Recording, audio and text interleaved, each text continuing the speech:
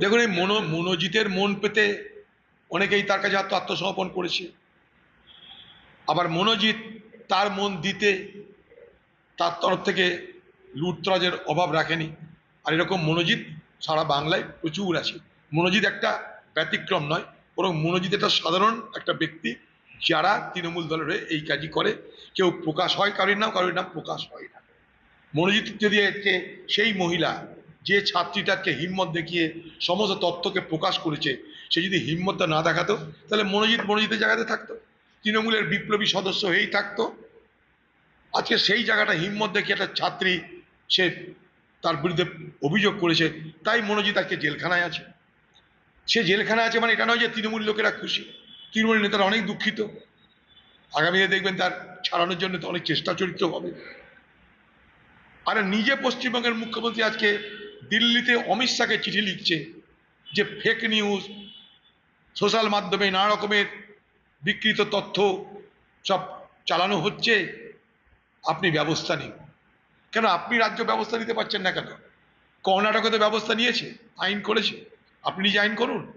আপনি অমিত শাহের হাত পা ধরছেন আপনার দলের লোকদের, এই এই আপনার দলের লোকদের যে কুকুরটি, সেই কুকুরটি যাতে বাজারে ফাঁস না হয়ে যায়, তার জন্য আপনি সমাজ মাধ্যমের উপরে বিধিনিষেধ আরোপ করতে চাইছেন।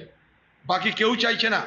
আপনার দলের মনোজিতের মতো লোকেরা তাদের তথ্য যেন বাইরে কেউ প্রকাশ করতে না পারে, তাদের ধর্ষণ, তাদের লুট, তাদের মহিলাদের অত্যাচারের কথা যেন বাইরে কেউ প্রকাশ করতে না পারে, তার জন্যে আপনি সমাজ মাধ্যমের উপরে বিধিনিষেধ আরোপ করতে চাইছেন, মিডিয়ার উপরে বিধিনিষেধ আরোপ করতে চাইছেন, নিজের ছবিকে রক্ষা করার জন্যে, আপনার দুষ্কর্মকে রক্ষা করার জন্যে আপনি অমিত শাহের সাহায্য চাইছেন।